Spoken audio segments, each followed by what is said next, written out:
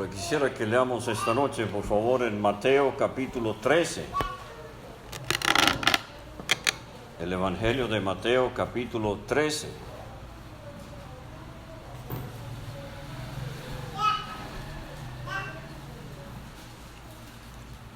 Ya hemos terminado las 7 parábolas del reino. Y lo que tratamos de ver en esas 7 parábolas son condiciones que se darían entre las 2 venidas de Cristo. O sea, entre su primera venida, cuando murió y regresó al cielo, y cuando venga otra vez en gloria al final de la tribulación. Y vimos que esa venida en gloria es lo que la Biblia llama el fin de la edad. Y son parábolas del reino de los cielos porque incluye lo que es genuino y lo que es simplemente profesante o imitación o falso.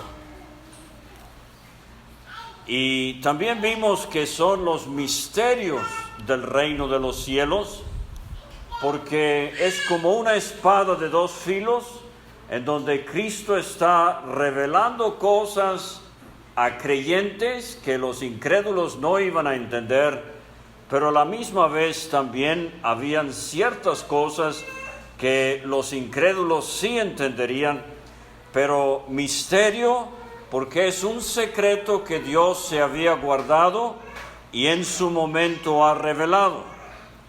Entonces, por ejemplo, en la parábola del sembrador vimos que el problema no es con la semilla. Y si ustedes aquí en Emiliano Zapata entendieran esto, comprenderían algo que muchos creyentes alrededor del mundo no entienden.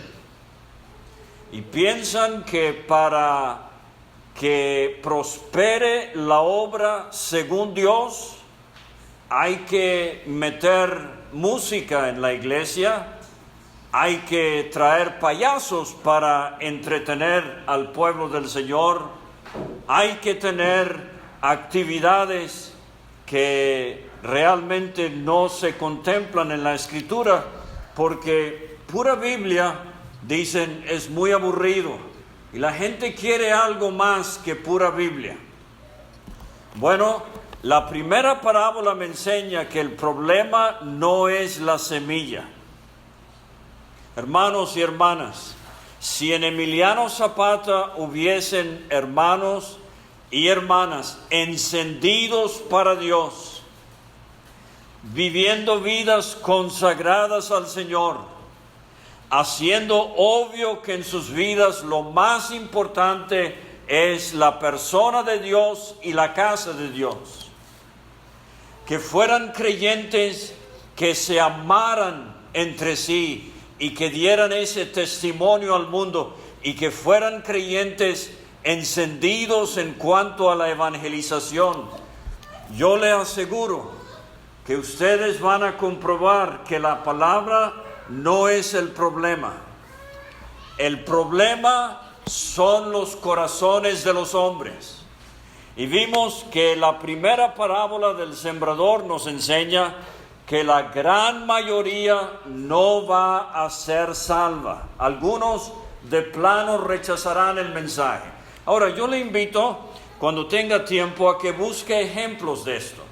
Por ejemplo, alguien que de plano rechazó la palabra, que el diablo, como si fuera esos pájaros, vino y se llevó la semilla. Hay varios casos en la Biblia, en el Nuevo Testamento especialmente. Uno sería Festo.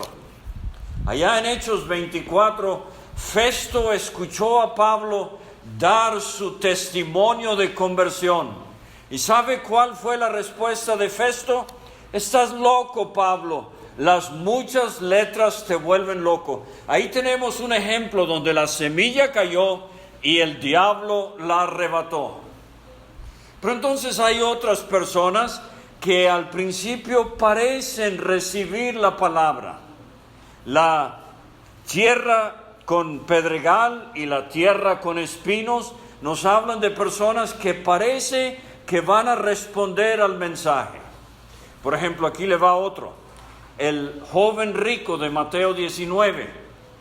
Señor, ¿qué debo hacer para heredar la vida eterna? Cristo le dijo, los mandamientos sabes, le citó varios. Él dijo, todo lo he guardado desde mi juventud. Bueno, dice Cristo, ve, vende todo lo que tiene, dalo a los pobres y ven, sígueme. Pero se dio la media vuelta.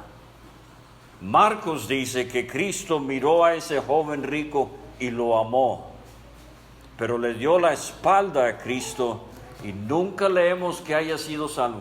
Ese es un caso de la semilla que cayó entre espinos. Germinó la palabra, había interés, creció la planta, pero los espinos ahogaron la palabra y Cristo dice, el afán de este siglo y las riquezas. ¿Cuántos han pensado buscar al Señor, pero las cosas de este mundo y las riquezas ahogan la palabra? Entonces, de vez en cuando la semilla cae en tierra que ha sido arada por Dios, preparada por el Espíritu Santo, tierra buena, y la semilla germina y la planta crece y da fruto. Esa es la salvación en la parábola del sembrador. Los otros 3 casos no fueron salvos. 1 de 4. No es necesariamente una proporción de cuántos van a ser salvos. O sea, si estamos predicando el Evangelio y vienen 4 inconversos, yo no puedo decir, bueno, nada más uno va a ser salvo. Dios hace su obra, extraña a veces. Pero lo que sí aprendo es que la gran mayoría de personas no aceptan el mensaje. Tarde o temprano, antes de llegar al punto de conversión a Dios, se echan para atrás. Ahora la segunda parábola, y sé que estoy repasando, pero la segunda parábola del trigo y la cizaña, ahí el problema es que Cristo siembra verdaderos hijos en el reino. Ese es el trigo. Personas genuinamente salvas. Pero el problema es que el diablo siembra falsos profesantes. Se parecen mucho al trigo, son cizañas, se parecen, pero no son trigo. Y el reino de los cielos está poblado hoy de muchos que parecen ser cristianos. Hermano, que Dios le bendiga. Amén. Y Biblia debajo del brazo, pero no son salvos. Aparentan algo que no son. Son pura fachada, pero no tienen la realidad de conversión. Ahora, en el libro de los Hechos, capítulo 8, hay un hombre que en Samaria, que escucha a Felipe predicar el Evangelio, y él dice ser salvo, y se bautiza también, o es bautizado también. Y a la postre se ve que a él lo que le interesa es poder hacer milagros.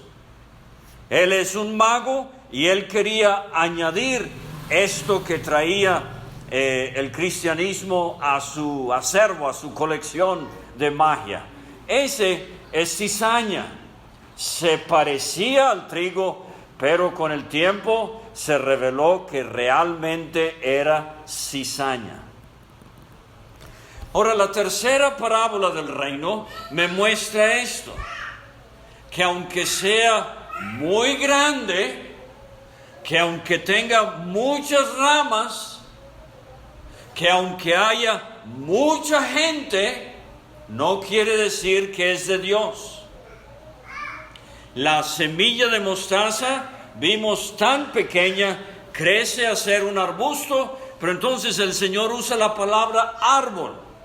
Y ahí vemos el aspecto externo del reino de los cielos, mucho bulto, mucha apariencia, mucha concurrencia, pero no es lo que Dios originalmente tenía en sus propósitos. ¿Se acuerda?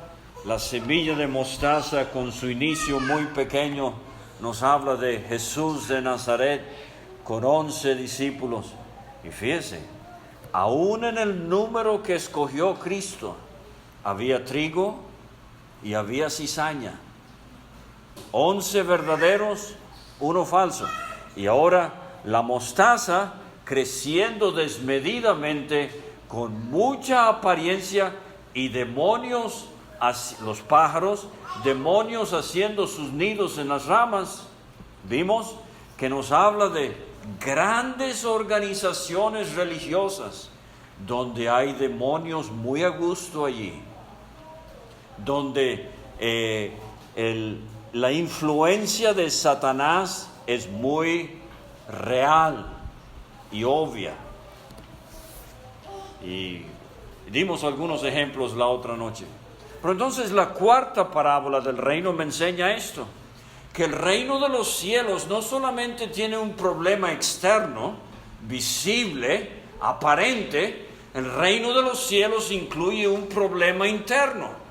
Y en 3 medidas de harina, una mujer mete levadura hasta que todo es leudado. Y esa parábola la vemos ilustrada en Galacia, donde Pablo llegó predicando el Evangelio. Y esa palabra que se usa en el capítulo 3, versículo 1, Cristo fue gráficamente predicado entre vosotros. Escuchar a Pablo predicar el Evangelio ha de haber sido una experiencia como pocas en la vida. Gráficamente, él exponía el Evangelio, Cristo crucificado. O sea, sin necesidad de una pantalla. Y no estoy diciendo que nunca se puede usar una pantalla para cuestiones del tabernáculo, quizás así pueda ser de ayuda, pero sin necesidad de películas. A eso voy. Sin necesidad de entretener. Gráficamente, Pablo presentó a Cristo. Y los Gálatas aceptaron el mensaje, fueron salvos. Pero al rato llegaron los maestros del error, la mujer con la levadura, y empezaron a enseñar que para ser salvo no es nada más cuestión de aceptar a Cristo, hay que también guardar la ley, hay que circuncidarse. Esa es la levadura. Y eso iba permeando las iglesias en Galacia. Y vamos a ver en unos momentos que llegó también ese problema a Jerusalén. Y salió de Jerusalén a Antioquía este cáncer de pensar que hay que hacer obras para añadirle a la fe para ser salvo. O sea, tienen una ecuación: fe más obras igual salvación. ¿Cuál es la aritmética del cielo? Fe más 0 igual a obras. No hay absolutamente nada que añadirle a Cristo. Cristo es la salvación y es suficiente. No hay que ir al purgatorio para terminar de limpiarse de los pecados. Cristo no tiene que bajar a los infiernos para terminar la obra que hizo aquí. Lo que Él hizo en la cruz es suficiente, eficaz, eternamente y para siempre. No se necesita más. Pero los maestros del error, como aquella mujer, introdujeron levadura en la harina. La harina, vimos, nos habla de la pureza de la Biblia, la palabra de Dios. La leche es otra figura, la leche espiritual no adulterada. Pero los maestros del error adulteran la harina con levadura doctrinal, como vimos, una de las muchas maneras en que la Biblia usa la levadura como figura del pecado. Ahora, esa es una parábola donde la mayoría de comentaristas modernos le hacen caso omiso a lo que la levadura significa en la Biblia y dicen, la harina con la levadura que se infla, ese es el Evangelio y la cantidad de creyentes en el mundo. Pero ese es un ejemplo de donde tenemos que buscar en todas las Escrituras qué significa la levadura. ¿No ve? Lo mismo hacen algunos, no tantos, con la parábola de la semilla de mostaza. Cuando dicen, la mostaza tan grande y las ramas y los pájaros en los nidos, ese es como el reino de los cielos, el Evangelio está creciendo. Pero en Mateo 13 aprendemos que los pájaros son, y Cristo mismo nos dice, los pájaros son emisarios satánicos. Entonces, por eso les dije, muy importante, 7 parábolas en Mateo 13, 3, Cristo nos da la interpretación.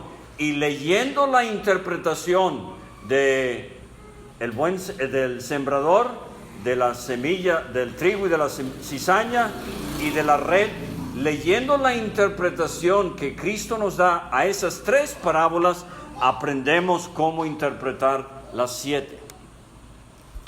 Ahora, la 5ª parábola es el tesoro. Tesoro escondido. El hombre va y vende todo lo que tiene para comprar el campo. Y el tesoro escondido, vimos, es la nación de Israel.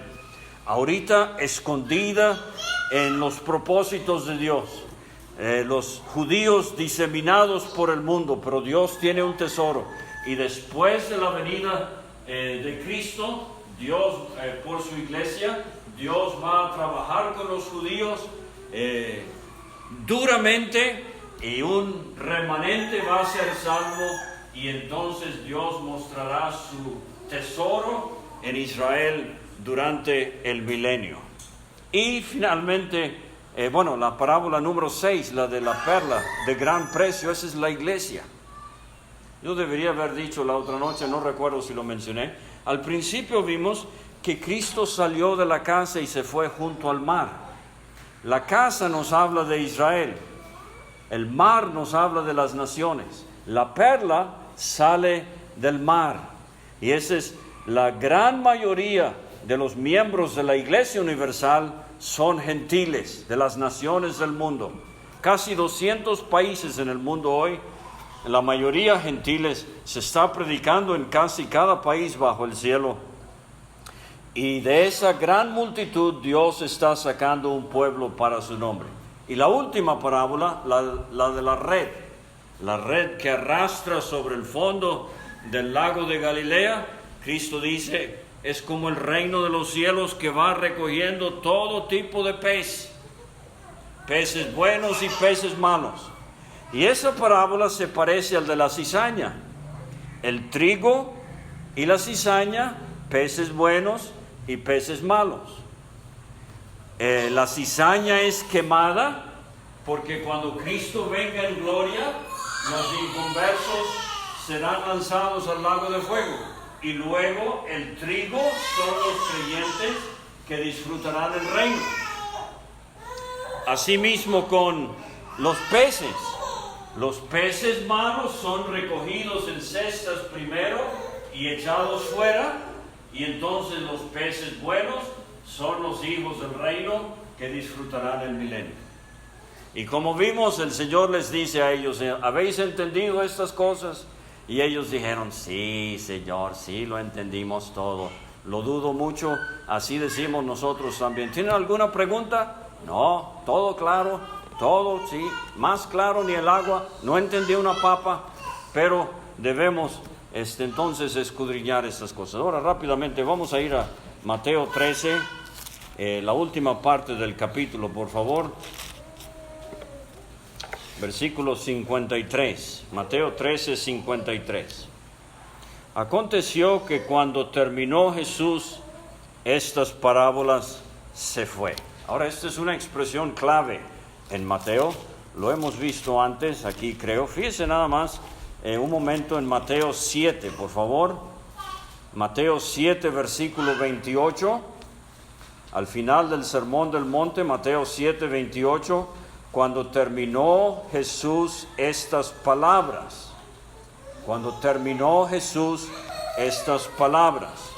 Ahora el capítulo 11 Versículo 1, cuando Jesús terminó de dar instrucciones a sus 12 discípulos. Ahora capítulo 13, versículo 52, aconteció que cuando terminó Jesús estas parábolas, se fue de allí. Bueno, se los iba a dejar de tarea, pero yo sé que a veces se nos olvida la tarea. Pero vamos a ver el capítulo,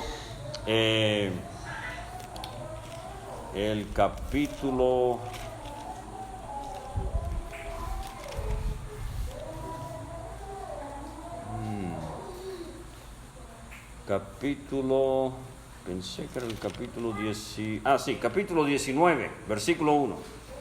Aconteció que cuando Jesús terminó estas palabras, ahí está la cuarta vez, y la última está en el capítulo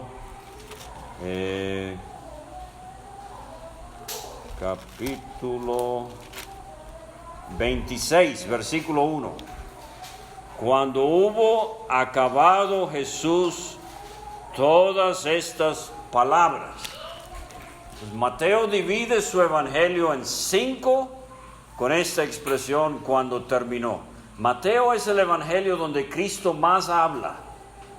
Es el rabí, el rabino. Es el maestro de Israel. Es el rey. Así lo presenta Mateo. Y en Mateo es donde él más comunica. Pero bueno, vamos a seguir. Versículo 52 de Mateo 13. Él les dijo, versículo 54. Y venido a su tierra, ese es Nazaret, donde fue criado, a 25 kilómetros del mar de Galilea. ¿Se recuerda? Al principio del capítulo, Jesús salió de la casa y se fue junto al mar. Pero ahora regresa a su tierra, a Nazaret, donde había vivido unos 30 años antes de su ministerio público, y les enseñaba en la sinagoga de ellos. La sinagoga de ellos. Esto era algo que surgió durante el cautiverio, después de que fueron llevados cautivos a Babilonia. Como ya no había templo, se reunían en Babilonia los judíos en casas de oración, llamaríamos nosotros, en lugares donde se leía la Biblia y hablaban de las cosas de Dios y clamaban por la bendición de Dios sobre su pueblo. Y esto quedó hasta los tiempos de Cristo. Entonces, pero eran las sinagogas de ellos. Así como la expresión, la fiesta de los judíos, ya no era la fiesta de Jehová, ya era la fiesta de los judíos, aquí la sinagoga de ellos. De tal manera que se maravillaban. Si usted recuerda, en Lucas 4, el Señor Jesucristo entró a la sinagoga en Nazaret y se levantó a leer Isaías 61. Y terminando, quisieron despeñar al Señor Jesucristo, trataron de matarle. Aquí está otra vez, y fíjense lo que pasa. Dicen, ¿de dónde tiene esta sabiduría y estos milagros? ¿No es este el hijo del carpintero? ¿No se llama su madre María y sus hermanos Jacobo, José, Simón y Judas? ¿No están todas sus hermanas con nosotros? ¿De dónde pues tiene todas estas cosas? Ahora, algún día en Emiliano Zapata, en la asamblea, quizás se levante o sea levantado por Dios un joven, de aquí mismo, de aquí de la colonia. La reacción cuando él empiece a predicar con poder y cuando nos abra la escritura con mucho más habilidad que el hermano David, este joven de aquí de la colonia, ¿sabe el peligro que hay? Que los de la asamblea aquí o que la gente de aquí diga, ¿y este qué? ¿Cómo nos va a enseñar él? Si él estudió en Justo Sierra Méndez, Apenas el otro día aprendí por primera vez el segundo apellido de Justo Sierra. Toda mi vida pensando que era nada más Sierra. Y ahora pasando vi la placa y es Justo Sierra Méndez. ¿Ok? Entonces la gente en Zapata, cuando ve a un joven aquí predicando y hablándonos del griego y enseñándonos del hebreo, ¿sabe cuál es nuestra reacción? Decimos, ¿cómo nos va a enseñar él? Si Pepito fue a la primaria aquí, Sierra Méndez, y él sacaba 7 en geografía. ¿Cómo nos va a enseñar él? No, es que así somos. Pero llega alguien que no conocemos, que ni siquiera habla español. Yo querer hablar sobre, es americano. ¿Qué? Sí, sí, ha de tener, y sí, tiene pelo, perdón, tiene piel blanca. Sí, a él sí, no sé una papa de dónde viene, pero a él sí lo voy a escuchar. Pero Pepito, que se levantó aquí en Emiliano Zapata, yo no voy a hacer caso a él. Él es hijo de doña Chonita, y nosotros lo conocimos cuando andaba descalzo y jugaba trompo y se portaba mal y todo. Así somos. Y fíjese, si lo vamos a hacer con Pepito, si lo hicieron con el Señor en su propia tierra, eso es lo que están diciendo. Jesús de Nazaret, él creció aquí. ¿No es el hijo del carpintero? Sí, él trabajaba en el taller con su papá José, según pensaban ellos, y su mamá se llama María. Sí, él es de aquí, él es el rancho. ¿Cómo hace él estos milagros o enseña hay algo muy sospechoso aquí? No podemos aceptarlo porque él es de nosotros. Y le debemos a este pasaje los 4 medio hermanos del Señor Jesucristo. Fíjese, versículo 55, Jacobo, José, Simón y Judas. Y el versículo 56, todas sus hermanas, todas. O sea, no nada más 1 o 2 o 3, parece que eran varias hijas que tuvieron José y María. Tuvieron 4 hijos varones y varias hijas después de que nació Cristo. O sea, María era virgen cuando Cristo nació. José no la había tocado sexualmente. Cuando nació el Señor Jesucristo, entonces José y María entraron en una relación matrimonial normal.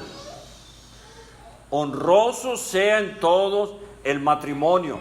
Y en el caso de José y María también. Esto del celibato de la Iglesia Católica es una enseñanza falsa de que hay algo malo de casarse.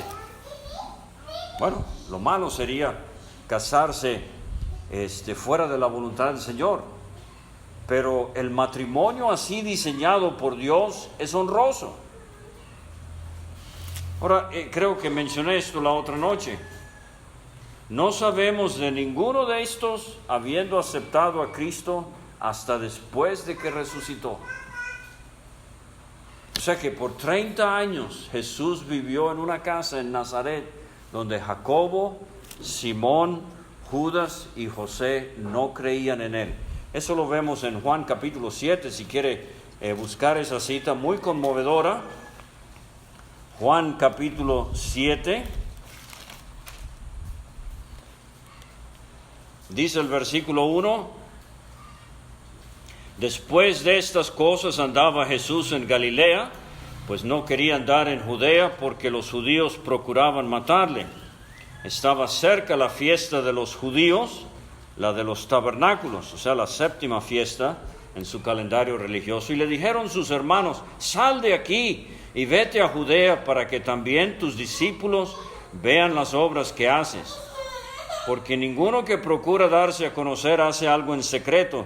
Si estas cosas haces, manifiéstate al mundo, porque ni aún sus hermanos creían en él. Ni aún sus hermanos creían en él. Se dice, mira hermano, yo acepté a Cristo y yo pensé que los demás en mi casa iban a ser salvos. Pero han pasado los meses y los años y todavía nada. El hombre perfecto, el único hombre puro y santo que caminó sobre esta tierra, vivió en una casa donde sus propios hermanos no creían en él. Santiago, Jacobo, se convirtió, parece ser que cuando lo vio resucitado, Pablo dice en 1 Corintios 15 que el Señor se apareció a Pedro, se apareció a Jacobo, a Pedro para restaurarlo, muy posiblemente a Jacobo para que fuera convertido. Y luego Jacobo escribió una epístola, la carta a Santiago. Y Judas, al final del Nuevo Testamento, ese es otro medio hermano del Señor Jesucristo. No sabemos de Simón y José y de las hermanas, pero quiero asegurarme aquí en esa cita en Hechos capítulo 1, si quiere buscar Hechos capítulo 1,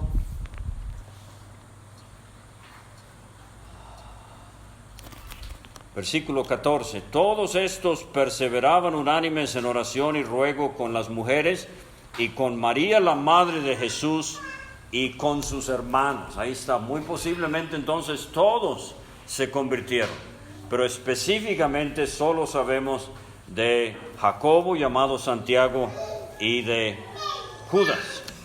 Ahora, no es el carpintero, no es el hijo del carpintero. Y en Marcos 6, la pregunta es, ¿no es el carpintero? O sea que Mateo nos enseña que la gente conocía a Cristo como el hijo del carpintero. Mateo empieza su evangelio, libro de la genealogía de Jesucristo, hijo de David, hijo de Abraham. Pero la gente dice de él, hijo del carpintero. Y Marcos nos dice que decían, este es el hijo del carpintero, este es el carpintero. Esa cita en Marcos capítulo 6, si quiere vamos a leerlo también para que ya lo grabe en su memoria cuando lo necesite. Marcos capítulo 6, versículo 3. ¿No es el carpintero, hijo de María? Eso es muy interesante. Cristo es el Hijo de Dios. Cristo es el Hijo del hombre. Cristo es el Hijo de David. Cristo es el Hijo de Abraham. Cristo es el Hijo del carpintero. Cristo es el Hijo de María. Todas estas expresiones ameritan nuestra atención y nuestro estudio. Ahora, una palabra devocional. Yo usualmente cuando pienso en Cristo como el carpintero, pienso en un carpintero que hace mesas o sillas de madera. Y hay un evangelio apócrifo que dice que Cristo hizo una mesa con una pata más larga que las otras tres y que por un milagro acortó la pata sin tener que cortarla. Pero ese es un evangelio apócrifo. Pero hay una tradición muy temprana que dice que la especialidad de José, y los rabinos judíos enseñaban que el hijo mayor tenía que estudiar o aprender el oficio de su padre. Entonces Jesús aprendió el oficio de la carpintería. Pero hay una tradición muy temprana que dice que la especialidad de José y de Jesús era el yugo y el arado. Y eso a mí me conmueve mucho. Que en esa carpintería se especializaban en el yugo y en el arado. Yo no conozco, ya me están conociendo, no soy marinero, dije, no soy pescador, ¿sí? No soy doctor, no soy agricultor, no sé qué soy en la vida, pero tampoco sé de yugos y de arado. Pero sí les voy a decir esto. Yo he visto en los campos aquí en México bueyes que se ven sumamente incómodos, con unos yugos que están destrozándole su carne de lo incómodos que son, o porque están arando con otro animal. Pero yo pensaba esta tarde en Cristo, el carpintero. No solamente creaba el yugo, pero fue el que también creó al toro, al becerro, al buey. Imagínese el buey cuando le ponían un yugo hecho por Cristo. Si el buey pudiese hablar, creo que él diría: wow, este yugo me queda exacto. ¿Cómo sabía el carpintero? ¿Cómo tenía yo los lomos? ¿O cómo movía yo el cuello? Este carpintero es increíble. Sí, el humilde carpintero de Nazaret no solo hacía al buey, hacía el yugo y hacía el arado. Si es cierto, nuestro capítulo termina donde empieza, con una tierra que ha sido arada, lista para que caiga la semilla de la palabra de Dios. ¿Qué dijo el Señor Jesucristo? Posiblemente se estaba refiriendo a esos 30 años en Nazaret. Él dijo a la gente un día: venid a mí todos los que estáis trabajados y cargados, yo os haré descansar. Llevad mi yugo sobre vosotros y aprended de mí, que soy manso y humilde de corazón, y tendréis descanso para vuestras almas. En Hechos 15, los apóstoles dijeron de los maestros del error que enseñaban que había que guardar la ley: nos han puesto un yugo que no han podido llevar ni nosotros ni nuestros padres. Así es el legalismo, así son las tradiciones de los hombres, duras, difíciles de llevar. Pero Cristo, Él dice: mi yugo es fácil, mi carga ligera. Entonces, no menospreciemos el día cuando Dios levante a alguien aquí de Zapata. No seamos como estos en Nazaret, que hasta Cristo mismo rechazaron. Y dice Cristo, versículo 57, se escandalizaban de él, pero Jesús les dijo: no hay profeta sin honra, sino en su propia tierra y en su casa. Esto es algo que se ha visto alrededor del mundo por siglos. En la propia casa rechazan a uno, así como Cristo por sus hermanos.